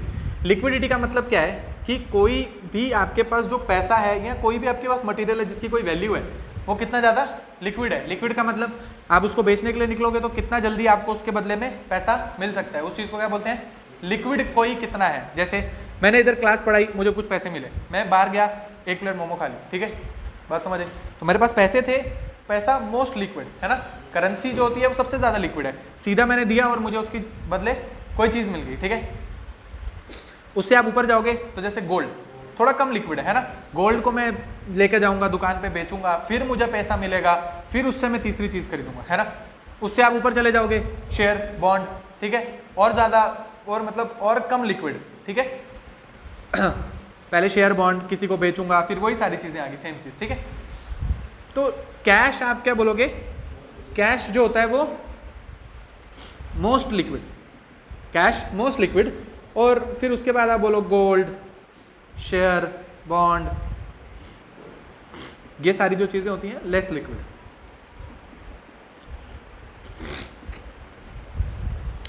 तो पर इसके नाम में तो स्टैट्यूटरी लिक्विडिटी रेशो लिखा है, इसका मतलब क्या भाई, लेस लिक्विड हो या मोर लिक्विड हो, ठीक है, आप ये सारी चीजें इसके अंदर रख सकते हो, ठीक है। कुछ पैसा कैश में भी रख सकते हो, कुछ पैसा गोल्ड में भी रख सकते हो, कुछ आप शेयर बॉन्ड भी खरीद सकते हो। वो सारी चीज़ों में जो आप पैसा इन्वेस्ट करके रखोगे वो पैसा आपका क्या कहलाएगा, SLR, ठीक है। वो पैसा क्या कहलाएगा, SLR। अब ये कैश रिजर्व रेशो वाला CRR वाला जो आपका पैसा है ये आपको कैश में रख देना है, एक साइड निकाल के किसको डिपॉजिट कर देना है, RBI के पास जाओ, वहाँ पे जाके डिपॉजिट कर दो अपना CRR का पैसा, ठीक है। कैश में आप निकाला अपना पैसा, CRR का जो आपका रेशो निकलेगा वो पैसा निकालो, एक साइड पे करो और उसको RBI में जाके डिपॉजिट कर दो, किसकी फॉर्म में, कैश की फॉर्म में, ठीक है। अभी कैश के फॉर्म में RBI में डिपॉजिट किया है तो क्या मुझे उस पर कुछ ब्याज मिलेगा। अगर अब मैं बैंक था, ठीक है, मैं बैंक था, मेरे पास कोई पैसा डिपॉजिट करने आया, ऐसे तो नहीं आया होगा, कुछ एक्सपेक्ट करता है वो मेरे से, ठीक है, तो मैंने उसको इंटरेस्ट में कुछ पैसा दिया। वैसे इन्होंने CRR में पैसा रखा है और जाके RBI में डिपॉजिट कर दिया, तो क्या बैंकों को इस पे कोई इंटरेस्ट मिलेगा, मिलेगा नहीं मिलेगा, ठीक है। बस ये चीज़ दिमाग में रखो, ठीक है, इस चीज़ को दिमाग में रखो। छोटी छोटी चीज़ें होती हैं, यहीं से सारा पेपर बनता है, ठीक है। अभी आदत होगी पढ़ाते पढ़ाते पेपर देते देते तो पता चल जाता है, ठीक है, आपको समझ आ जाती है कि कहाँ से क्वेश्चन आता है, क्या चीज़ होती है, ठीक है। यही छोटी छोटी चीज़ें हैं, बस क्योंकि आप अगर उतना ध्यान से नहीं समझोगे, आप सुनोगे नहीं, आपको समझ नहीं आ रही कि क्या बोला जा रहा है, तो फिर आप इसमें फंसोगे, ठीक है। अगर आप दिमाग एकदम खाली रख के जो चीज़ बताई जा रही है उसको समझ जाओ, जो बुक में लिखा है उसको आराम से पढ़ लो, तो इकॉनमी उतनी मुश्किल नहीं है। मुश्किल कहाँ होगी, जब अपना फालतू दिमाग लगाओगे, ठीक है। फालतू दिमाग लगाने से थोड़ा बचना है, ठीक है, मैं अभी करूँगा। फालतू दिमाग लगाने से इकॉनमी में बचना है। क्या होता है, बच्चे थोड़ा सा पढ़ते हैं, एक हफ्ता हुआ इकॉनमी पढ़े हुए, 2 हफ्ते हुए, फिर अखबार खोलेंगे कि अरे इन्फ्लेशन हो गया, फिर अपना कॉन्सेप्ट, अरे RBI को ये कर देना चाहिए, RBI को नहीं, भाई वहाँ पे जो बंदा बैठा है वो आपसे तो ज़्यादा ही क्वालिफाइड है ना। तो ऐसा अपने ओपिनियन नहीं बनाने, मतलब आप जितना आपको समझाया जा रहा है आप बस उतने कॉन्सेप्ट को पकड़ो, ठीक है। आप उसको ज़्यादा खुद से कॉम्प्लिकेट मत करना, बस मेरा ये आपको एडवाइस है, ठीक है। स्टैट्यूटरी लिक्विडिटी रेशो का मतलब क्या है भाई, मेरे को रिजर्व में कुछ पैसा रखना था कि मैं सारे पैसे लेंड ना कर दूं, कुछ पैसा मैंने कैश में निकाल के आरबीआई को दे दिया, उसको मैंने बोला सीआरआर, और उस पर मुझे कोई भी इंटरेस्ट नहीं मिल रहा था, ठीक है। कुछ पैसा मैंने रखा एसएलआर में, और उसमें मैंने कैश भी रखा, गोल्ड भी रखा, शेयर भी रखा, बॉन्ड भी रखा। अभी एसएलआर कोटा वाली सिक्योरिटी जो होगी उसके ऊपर आपको इंटरेस्ट मिलेगा, ठीक है, उसके ऊपर आपको इंटरेस्ट मिलेगा। दो चीज़ें होंगी, ठीक है, बात समझ आ रही है। उसके नहीं, एसएलआर आपको अपने पास रखना है, आरबीआई के पास आपने सिर्फ क्या रखना है, सीआरआर, ठीक है। तो दो टाइप के आपको रिजर्व जो है वो समझ आ गए। अच्छा भाई, दो टाइप के रिजर्व समझ आ गए, सीआरआर समझ आ गया, एसएलआर समझ आ गया, तो भाई फिर ये काम कैसे करते होंगे, है ना। तो ये कैसे काम करते हैं उसको यहाँ समझते हैं। मानो ये बैंक है, यहाँ पे एक टाइम पे 100 रुपये डिपॉजिट हुआ, उस टाइम आपका सीआरआर चल रहा है मानो 4% और एसएलआर चल रहा है कितना 18% मानो, ठीक है। तो 18×4 22 रुपये हो गए, ठीक है। 22 रुपये जो है आपने अलग से निकाल के रख देने, कहाँ पे, साइड में। कितने हो गए, कितना बचा यहाँ पर, कितना बचा 78 बचा, 78 रुपये आपके पास बचे। ये तो आपने 22 रुपये निकाले, इसको तो आप लेंड नहीं कर सकते, इसको आप बाजू में निकाल के साइड में रख दो, है ना। उसके बाद आपके पास बचे 78 रुपये, ठीक है। अभी क्या हो सकता है, आप सोचोगे कि सर 100 रुपया था, एसएलआर सीआरआर में तो 22 रुपये अलग से निकाल के रख दिए, 78 रुपये बचा। अब वो बैंक के पास, वो बैंक सारे लेंड कर सकता है, नहीं, बैंक कर सकता है, मतलब थ्योरेटिकली आप बोलो तो कर सकता है, लेकिन इन प्रैक्टिकली बैंक क्या करता है, जो उसके पास एसएलआर और सीआरआर निकाल के पैसा बचता है ना, उसके बाद भी वो कुछ अपना बफर निकाल के रखता है, ठीक है। जैसे मानो इसमें से 8 रुपये बैंक ने अपना खुद का बफर निकाला और 70 रुपये जो अब बचे हैं ना, वो आगे लेंड करेगा। बात समझ आई। अब आप बोलोगे सर निकाल तो दिए 22 रुपये, यहाँ पे क्या 8 मतलब रुपये अलग से क्यों उसने निकाल के रखे रिजर्व में। भाई बैंक में कोई आ गया, कभी कभी कोई मिनिस्टर आ जाता है, कभी बोलता है लोन मेला लगाओ, कभी छाता लेके आपने देखा होगा लोन मेले के लिए खड़े होते हैं, कभी चाय पीनी है, कुछ बिस्किट, बिजली का बिल देना है, कुछ मिसलिनियस क्या एक्सपेंडिचर होता है बैंक का, ठीक है। उसके लिए फिर बैंक क्या करेगा, कहाँ से उसको पैसा चाहिए ना कहीं, वो कुछ मिसलिनियस कामों के लिए कुछ बैंक जो है अपना बफर निकाल के रखता है, ठीक है। तो आपको समझ आ गया कि सीआरआर क्या होता है, एसएलआर क्या होता है। ये कुछ बैंक ने अपना बफर निकाला, कुछ जो पैसा अब बच गया वो उसने लेंड कर दिया, 70 रुपये उसने लेंड कर दिए। बात समझ आ गई। तो इस पूरी सिस्टम जो मैंने आपको समझाया, इसमें से आपको क्या क्या समझ आया कि एक बोरोवर है, एक डिपॉजिटर है, इंटरेस्ट रेट क्या होता है, बैंक क्या होता है, कैसे काम करता है, सीआरआर क्या होता है, एसएलआर क्या होता है, किस पे इंटरेस्ट मिलता है, किस पे इंटरेस्ट नहीं मिलता है, और इसका काम क्या है ना, इसका काम क्या है, काम समझ आ गया ना। सीआरआर और एसएलआर का काम क्या है आपको समझ आ गया, ठीक है, यहां तक समझ आ गया। अभी कोई ऐसा भी दिमाग में ला सकता है कि सर ये सीआरआर और एसएलआर अलग अलग दो क्यों रखे हैं, है ना, एक ही रिजर्व बना दो, है ना, ऐसा भी आ सकता है किसी के दिमाग में, ठीक है। तो ये क्या है, इसको इजीली कैसे एक्सप्लेन कर सकते हैं। जैसे आपके पास कुछ पैसे होते हैं, है ना, आपके पास कुछ पैसा है, आप भी कुछ सेविंग करते हो, पैसा बचा के रखते हो, है ना। तो ऐसा तो होता नहीं है कि एसबीआई में खाता खुलवा लो, सारा पैसा एसबीआई में जमा करा दिया, ऐसा नहीं करते ना। 2-3 बैंकों में खाता खुलवाते हो, 2-3 पॉलिसी लेते हो, इंश्योरेंस पॉलिसी लेते हो, म्यूचुअल फंड में पैसा डालते हो, ठीक है, एफडी करवाते हो, सेविंग अकाउंट रखा है, अलग अलग चीज़ें होती है ना। वैसे ही अलग अलग चीज़ें, रिजर्व की भी 2 अलग चीज़ें बनाई हैं। ये जो है वो सबसे ज़्यादा रिजिड है, ठीक है, इसको तोड़ पाना मुश्किल है, मतलब ये नहीं टूटता है। जब भी कभी क्राइसिस आती है तो इसमें से पैसे को यूज़ किया जाता है, क्यों, क्योंकि वो लिक्विड है ना। इसके नाम में क्या है, स्टैट्यूटरी लिक्विडिटी रेशो। इसमें से बैंक ने मानो कि कोई शेयर खरीद के रखे हैं ना, यहाँ लिखा है ना शेयर और बॉन्ड, मानो बैंक ने यहाँ पे जो 22 रुपये रखने थे उसमें से कुछ किसी के शेयर और बॉन्ड खरीद लिए, है ना, वहाँ से उसको कोई इंटरेस्ट वगैरह मिलता होगा, वहाँ से कुछ उसको मुनाफा हुआ होगा, है ना। फिर मुसीबत का टाइम आएगा तो वहाँ से कुछ फायर फाइटिंग में पैसा निकाल के देगा, या नहीं तो वहाँ से देगा, या फिर जो इसका बेसिक इसमें पैसा डाला था वहाँ से निकाल के देगा, ठीक है। बात समझ आ रही है, कोई डाउट। अब आपको समझ आ गया एसएलआर क्या है? नहीं, एसएलआर अपने पास ही है, आरबीआई के पास सिर्फ आपको सीआरआर रखना है, ठीक है। कौन इंटरेस्ट खुद को देगा, कहाँ देगा खुद को? इंटरेस्ट मिलता है का क्या मतलब हुआ भाई? इंटरेस्ट मिलता है का मतलब कि उसने जैसे कोई शेयर बॉन्ड खरीद के रखे हैं, अभी धीरे धीरे करके आगे बढ़ेंगे ना समझ आएगा। ये इसके पास शेयर बॉन्ड कहाँ से आए, मार्केट में कोई गवर्नमेंट ने निकाले होंगे, है ना, कोई मार्केट में सरकार ने बोला कि भाई हमारे पास पैसा नहीं है, आप हमारे नाम से बॉन्ड निकालो, जनता सब्सक्राइब करेगी, है ना, जनता ने बॉन्ड खरीदा, सरकार के पास सारा पैसा आ गया, लेकिन वो उसके बॉन्ड के ऊपर लिखा होगा गवर्नमेंट ऑफ इंडिया, लेकिन निकाला तो किसी आरबीआई ने है ना, ठीक है, कुछ तो जनता ने खरीदा, जो बच गए वो बैंक के पास पैसा होगा तो बैंक खरीद लेगा, अपने पास रख लेगा। बात समझ आई? जैसे आपने जैसे हमने पैसा डिपॉजिट करवाया जी सर, मतलब ये तो हो गया ना कैश वाला, मतलब हार्ड मनी में सर, वो जो दूसरी तरफ ऐसे ला रहा है, मतलब इसमें क्या आता है, जो हमने गोल्ड जमा करवाया वो चीजें आती है, ये वाला समझ नहीं आएगा।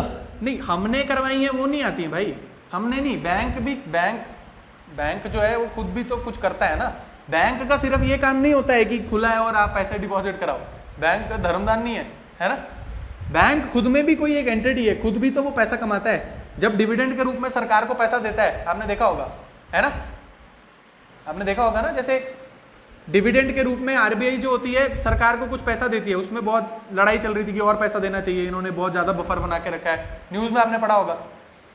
बैंक के पास मानो खुद उसने प्रॉफिट कमाया है ना, ये बीच में उसका जो प्रॉफिट है, ये प्रॉफिट उसने कमाया। अब ऐसा तो है नहीं कि सिर्फ इतना सा प्रॉफिट होगा कि लोगों को सैलरी दी, ये स्टाफ बिल वगैरह, फिर एकदम जीरो हो गया, ऐसा तो नहीं है ना, ये तो सिर्फ 100 रुपये की एग्जाम्पल बताई, उसमें आपको 3 रुपये का मुनाफा बता रहा हूँ, बिलियन रुपए में कितना पैसा होगा, है ना, तो वो पैसा बैंक के पास भी कितने ही लोग आ रहे हैं रोज लोन लेने के लिए, तो बैंक के पास मैंने आपको बताया money held with bank liability, तो बैंक अपने पैसे से खुद कुछ सोना खरीद लेगा, खुद कुछ सरकार के बॉन्ड निकले हुए हैं वो खरीद के अपने पास रख लेगा, भाई समय आने पे बेच देंगे तब कुछ पैसा मिल जाएगा। बात समझ आई? वो है ये वो नहीं है कि मैंने आज मेरे पास घर पे मम्मी के कोई गहने हैं, मैंने आरबीआई में रख दिए, बैंक में रख दिए, तो बैंक ने वो उठा के एसएलआर में डाल दिया, नहीं, वो नहीं है भाई, वो लॉकर में ही रहता है, वो नहीं, वो आपके 30,000 के गहने से इसको क्या फर्क पड़ेगा बैंक को, वो नहीं। बात समझ आ रही है क्या कह रहा हूँ? ये वो गोल्ड है जो इसने अपने मुनाफे से खरीदा होगा, है ना, जो बैंक ने अपना उसको प्रॉफिट हुआ ना, यहाँ पर जो प्रॉफिट हो रहा है। और देखो भाई अब समझ आ रही है या मैं और एक्सप्लेन करूँ? पक्का? यहाँ जो बैंक को प्रॉफिट हो रहा है, ये डिपॉजिटर और इसके अलग अलग जो रेट बनाए हैं उसमें जो उसको फायदा हो रहा है ना, वो फायदे वाला पैसा खुद बैंक है तो कहाँ रखेगा? कहीं तो इन्वेस्ट करेगा, बैंक कहीं इन्वेस्ट करेगा, तो बैंक जाता है, बैंक कुछ गोल्ड खरीद लेगा, बैंक कुछ शेयर बॉन्ड खरीद लेगा, कुछ पैसा कैश में रखेगा कि भाई कुछ फायर फाइटिंग के लिए पैसा होना चाहिए अपनी जेब में, है ना, उस सबको उठा के वो एसएलआर में रख देगा। बात समझ आ गई? पक्का? पक्का, ठीक है, डन हो गया। तो इस चीज़ को क्या बोलते हैं? सीआरआर और एसएलआर, सीआरआर और एसएलआर। कोई डाउट है तो अभी बताओ, छूट जाएगा तो आगे चल के ध्यान में नहीं आएगा, ठीक है? हाँ है ना, गवर्नमेंट सिक्योरिटी, तभी तो लिखा ना इंटरेस्ट मिलेगा उस पर।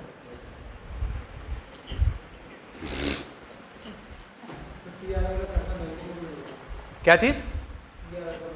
सीआरआर का पैसा क्या?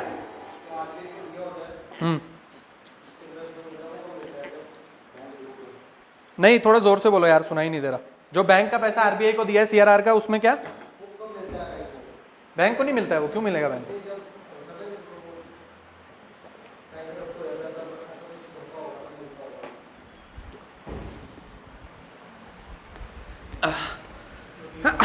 देखो, एक चीज होती है जिसको आप बोलते हो थ्योरेटिकल चीज, एक चीज होती है प्रैक्टिकल चीज, ठीक है?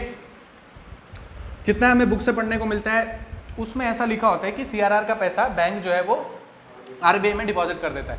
कुछ चीजें होती हैं जब तक वो होती नहीं ना तब तक आपको एक्चुअल में पता नहीं चलता है कि ऐसा हो जाएगा तो क्या होता है। जैसे भाई उस दिन इंडिया पाकिस्तान का मैच था, देखा आपने, कोहली बोल्ड हो गया, फिर भी वो दौड़ रहे थे, देखा आपने, 3 रन मिल गए, सारे बोल रहे थे कि यार ये तो आउट हो गया, ये तो ऐसे तो होता ही नहीं है ना। उन्होंने बुक निकाली कि नहीं भाई आउट हो जाए तो दौड़ सकते हैं। बात समझ आई? तो कुछ चीज़ें होती हैं जब तक प्रैक्टिकली नहीं होती ना तब तक आपको समझ नहीं आएगा कि इसमें एक्चुअल में काम कैसे करता है। सीआरआर का पैसा अगर आरबीआई को दिया हुआ है, आज तक ऐसी कभी नौबत नहीं आई है कि सीआरआर का पैसा तोड़ के जो है आपको बाहर निकालना पड़े। एसएलआर की सिक्योरिटी ही इतनी ज़्यादा रखी होती है कि उससे काम चल जाए। प्लस एसएलआर छोड़ो, सीआरआर छोड़ो, उसके बाद भी तो बैंक बैंक रन से लड़ने के लिए या किसी भी चीज़ से लड़ने के लिए ये तो सिर्फ एक ही हथियार है ना। हम तो कितनी सारी चीज़ें पढ़ेंगे अभी, repo rate, reverse repo rate, है ना। फिर क्या क्या पढ़ा था, loan to value ratio, rationing, moral suasion, 100 चीज़ें हैं, उसमें से कहीं से एडजस्ट हो जाएगा, ठीक है। तो इसलिए उतनी ज़रूरत ही नहीं पड़ती है। बात समझ आ गई।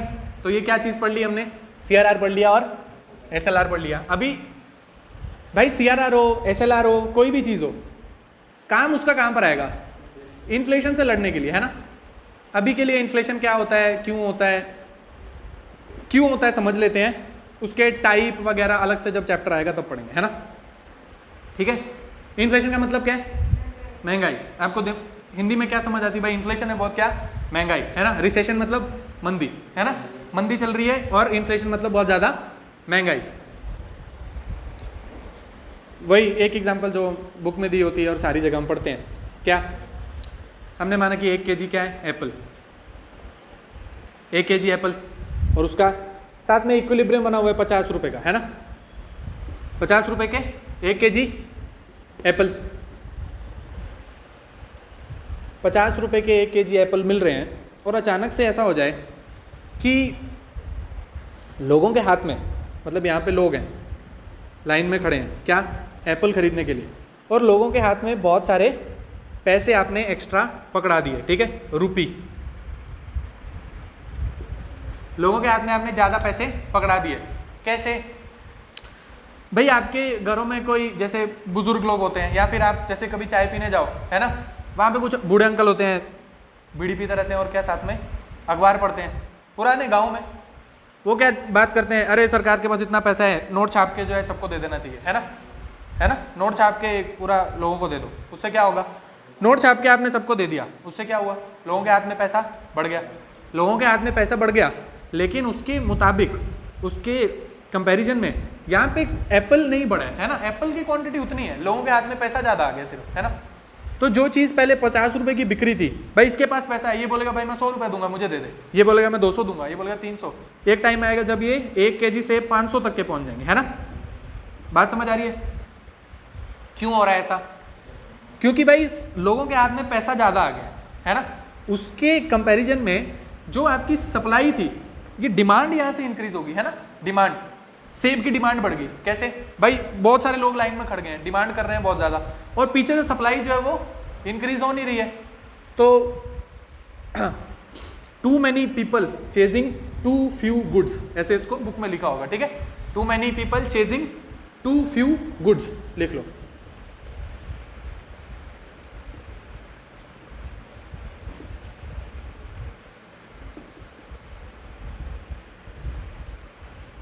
ठीक है, मतलब बहुत सारे लोग जो हैं वो बहुत कम कोई चीज़ है उसको उसके पीछे पड़े। अभी उसके हिसाब से जो 50 रुपए की बिक्री थी चीज़, वो आज 500 रुपये किलो की पहुंच गई।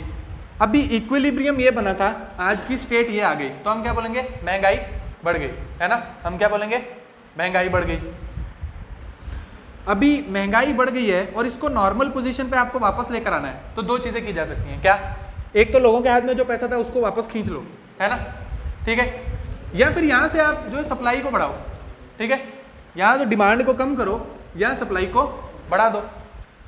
अभी सप्लाई को बढ़ाना मतलब आपको और सेब कहीं से मंगवाने पड़ेंगे, बाहर से इंपोर्ट करवाओगे, है ना, वो वाला काम तो बैंक के हाथ में नहीं है ना, क्योंकि अभी हम क्या पढ़ रहे हैं, बैंकिंग।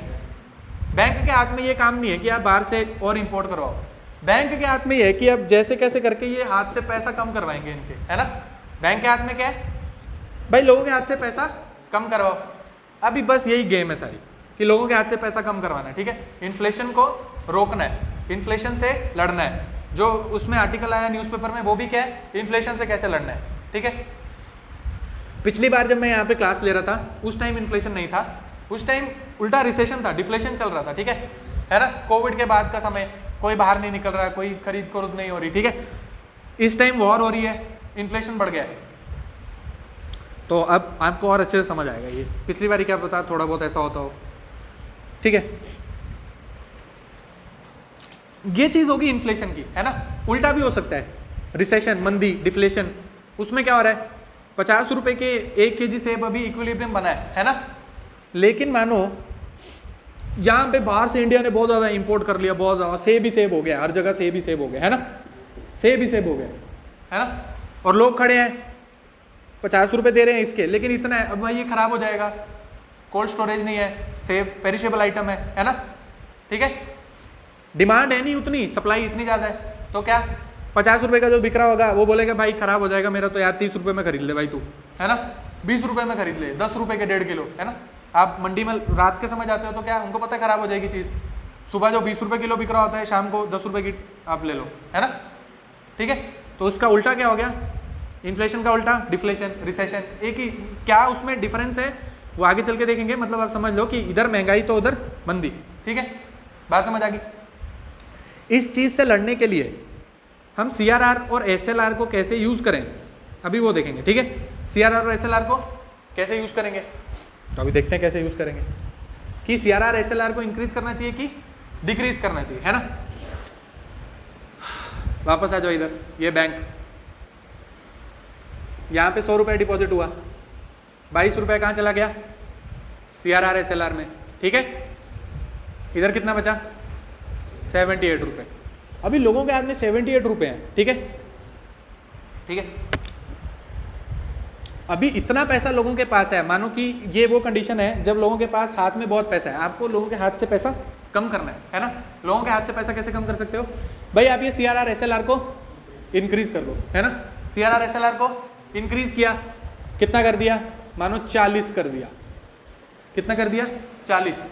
अब अगर 100 रुपया बैंक में डिपॉजिट हो रहा है, 40 रुपये तो भाई रिजर्व में रह गया, अब कितना बचा लोगों के पास, 60 रुपये, है ना, ठीक बात है। जहाँ पहले 78 रुपये आ रहे थे बाहर, मतलब लोग लोन में लेके जा रहे थे, ठीक है, लोगों के हाथ में 78 अगर रुपये आ रहे थे, तो अब क्योंकि CRR SLR को इंक्रीज करके 40 कर दिया, अब वो 60 रुपये आ रहे हैं। तो यहाँ पे अगर 4-5 जैसे इतने लोग थे, है ना, तो कुछ इसमें से कम हो गए, बात समझ आई। ये तो सिर्फ एक चीज़ है, ऐसी बहुत सारे चीज़ें होंगी जिससे इन्फ्लेशन को कंट्रोल किया जाएगा, और CRR SLR उसमें से एक है, बात समझ आई। तो इन्फ्लेशन से लड़ना है तो क्या करना पड़ेगा, CRR SLR को इंक्रीज। तो बस यहाँ पे एक टेबल बनाओ, यहाँ लिखो इन्फ्लेशन, यहाँ लिखो डिफ्लेशन, यहाँ लिखो CRR और SLR को करेंगे इंक्रीज, और यहाँ क्या करेंगे, CRR SLR को डिक्रीज। उसका उल्टा इधर, ठीक है, बात समझ आ रही है, उसका उल्टा इधर।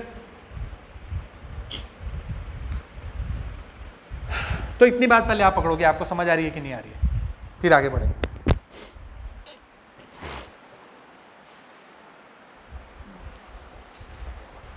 समझ आ रही है, CRR SLR क्या है, समझ आया। महंगाई से लड़ने के लिए CRR SLR को इंक्रीज करेंगे, डिक्रीज करेंगे, समझ आया।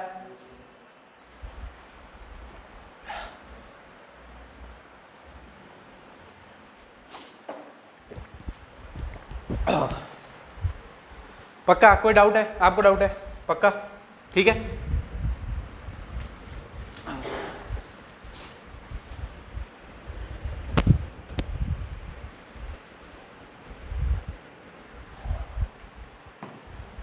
CRR SLR समझ लिया, ये भी समझ लिया कि ये इसका कुछ परसेंटेज है, जैसे मानो मैंने लिखा 4%, या मैंने मानो लिखा SLR 22%, या क्या लिखा था पहले, 18 लिखा था, जैसे मानो 18%। अभी ये परसेंट लिखा है तो इसका मतलब क्या है, 4% ऑफ, है ना, 4% ऑफ किसका, है ना, बुक में आपके लिखा होगा, ठीक है। आप बुक खोलोगे वो नोट्स उसमें दिया है, उसमें दिखा होगा, क्या लिखा है, NDTL, net demand and time liabilities, है ना। 4% या 18% किसका, net demand and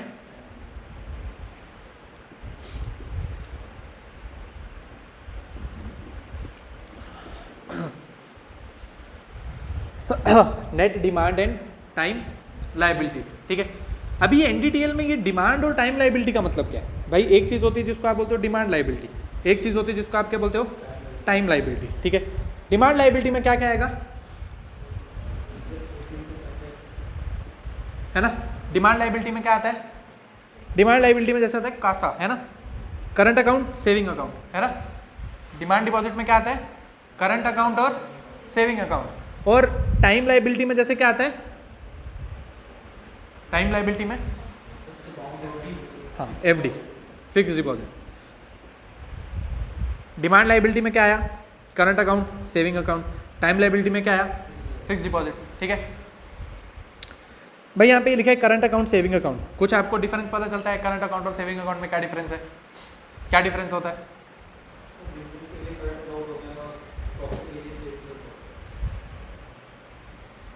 day to day transaction करनी है, डे टू डे ट्रांजेक्शन वगैरह, उसके लिए क्या?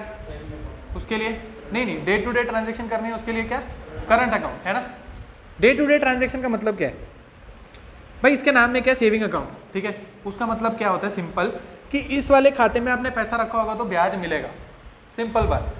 ठीक है, सेविंग अकाउंट का मतलब क्या है भाई? इसमें पैसा रखा होगा तो कुछ इंटरेस्ट मिलता है, और करंट अकाउंट में पैसा रखा होगा तो कोई इंटरेस्ट नहीं मिलता। वो किसके लिए है?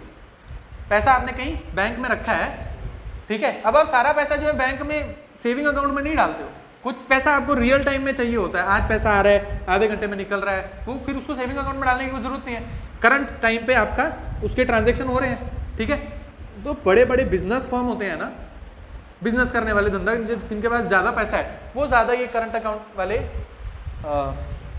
इसका करंट अकाउंट का यूज़ करते हैं। हमारे जैसे गरीब लोग, ठीक है, थोड़ा पैसा आया, डिपॉजिट करा दिया, ठीक है, तो हमारे लिए क्या? Saving account. और फिर क्या हो गया? एक चीज़ होगी, इसको बोलेंगे एफडी। तो क्या? Fix deposit. फिक्स डिपॉजिट में क्या है भाई? कोई एक टाइम लिमिट है। फिक्स डिपॉजिट में क्या है? कोई एक टाइम लिमिट है।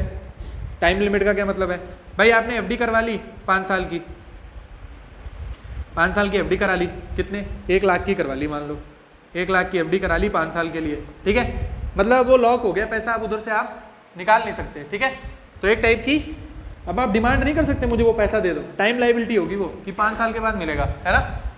कुछ लोग क्या करते हैं, बहुत जरूरत पड़ गई एफडी तुड़वा ली, है ना, जरूरत पड़ गई एफडी तुड़वानी भी पड़ती है कभी कभी, उसमें क्या हो जाता है फिर? पेनल्टी लग जाती है।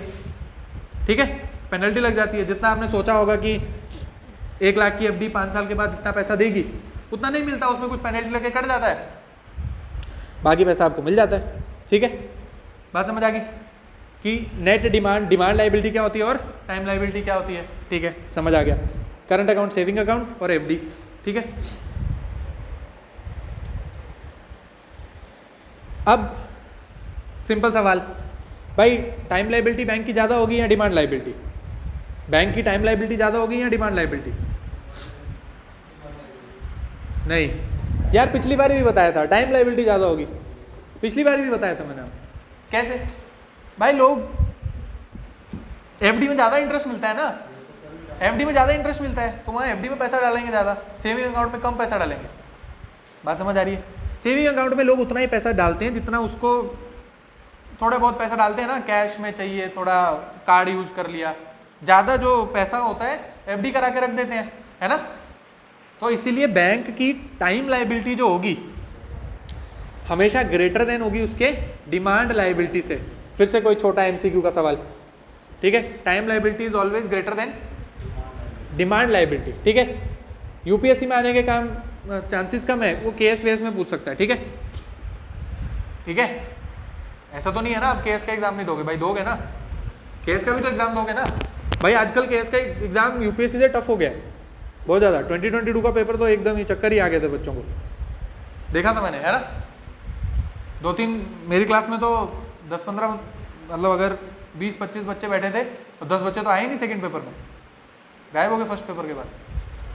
मतलब फर्स्ट पेपर उनको इतना डिफिकल्ट लगा, पेपर दूसरा देने आए ही नहीं।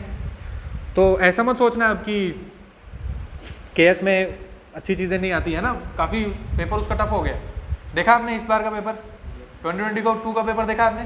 टफ हो गया काफ़ी, है ना। हाँ, बहुत ज़्यादा कंसेप्चुअल पेपर था। ठीक है, तो डिमांड लाइबिलिटी समझ आ गया, टाइम लाइबिलिटी समझ आ गया। अब ये एनडीटीएल का क्या मतलब हुआ भाई? अगर ये बैंक है, बैंक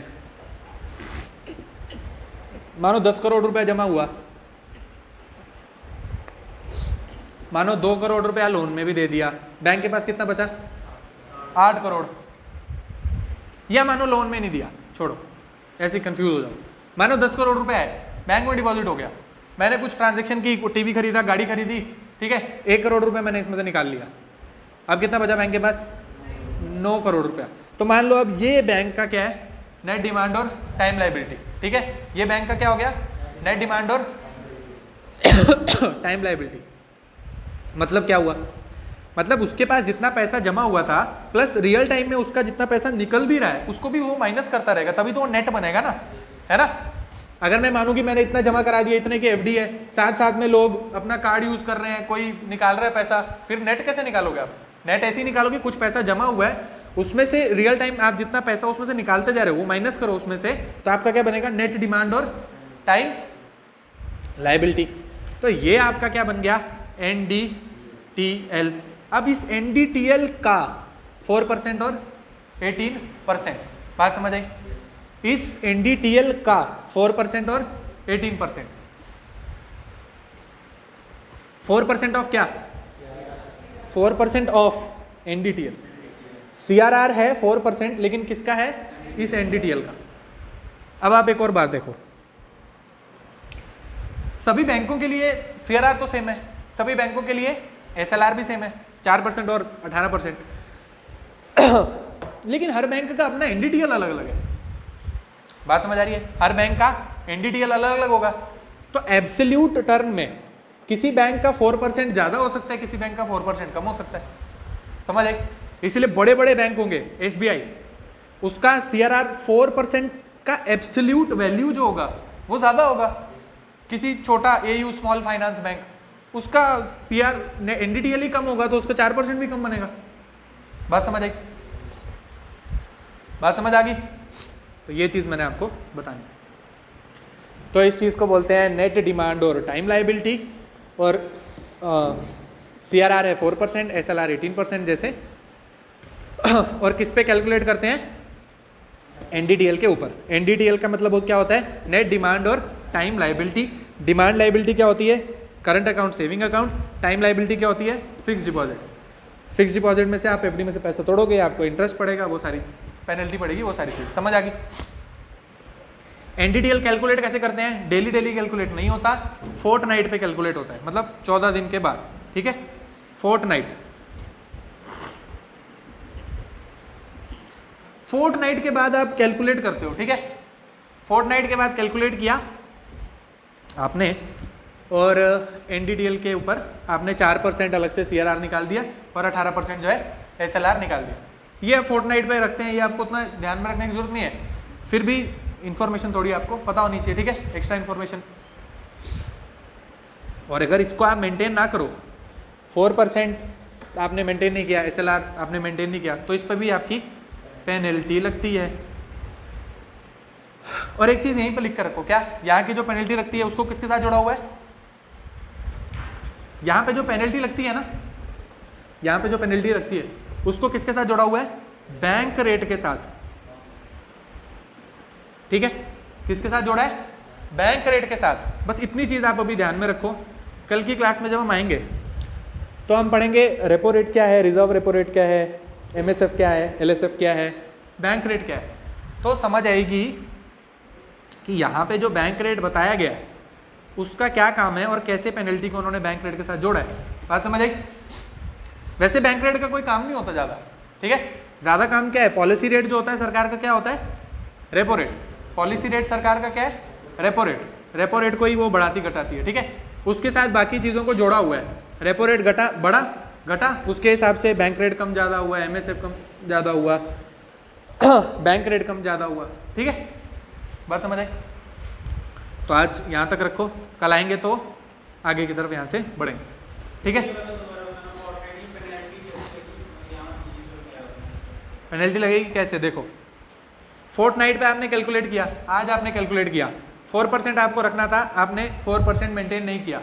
ठीक है, तो आपकी जो पेनल्टी है ना, कि आप अब आपने मेंटेन नहीं किया तो कितनी पेनल्टी आपको पड़ेगी, उसके भी टाइप होते हैं। अगर पहले फोर्टनाइट में कैलकुलेट नहीं किया तो जैसे 2% आपकी पेनल्टी लगेगी, लेकिन किसकी? Of bank rate. जो उस टाइम का बैंक रेट चल रहा होगा ना, उसके ऊपर 2% जो है ऐड करके, जैसे बैंक रेट आपका 5% चल रहा है तो 2% उसमें ऐड कर दिया तो 7% की आपको पेनल्टी पड़ेगी। बात समझ आ रही है? बात समझ आ रही है? अगर आप उसको जैसे दूसरी बार मेंटेन नहीं करते हो तो 4% ऑफ और बैंक रेट को मिला के उसके ऊपर आपकी पेनल्टी, ये आपको अभी समझ नहीं आ रहा ना, कोई बात नहीं, कल जब क्लास में आएंगे ना पहले बैंक रेट पढ़ेंगे, मैं वापस आपको इसके ऊपर लेकर आऊँगा, ठीक है? ठीक है, हम रेपो रेट पढ़ेंगे, रिवर्स रेपो रेट पढ़ेंगे, MSF पढ़ेंगे, LAF पढ़ेंगे और उसके बाद बैंक रेट भी पढ़ेंगे। जब वापस मैं बैंक रेट आपको पढ़ा दूंगा, ये चीज़ मैं आपको बता दूँ, ठीक है? बात समझ आ गई यहाँ तक? ठीक है, कोई डाउट आज की क्लास में? आपको कोई डाउट हो, अगर कोई डाउट है